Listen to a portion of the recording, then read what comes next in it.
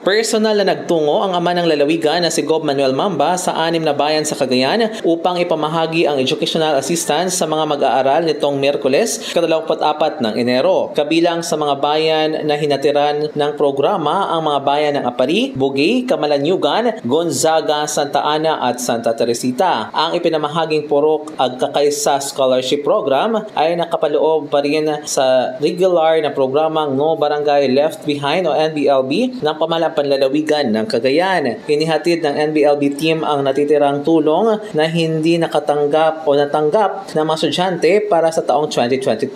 Aasahan naman ang ipamahagi na rin ng PGC ang nakaparehong scholarship program para sa taong 2023. Katuwang ng ama ng lalawigan sa pamamahagi sina Provincial Treasurer Myla Malonga, Mayor Marilyn Pentecostes ng Bayan ng Gonzaga, PGC Consultant na sina Vicente Binasoy, Elizabeth Alameda, Oliver Panera at Victor Sugitan. Mula dito sa Cagayan, MJ de la Cruz para sa Radyo Alternatibo, Balita Nationwide.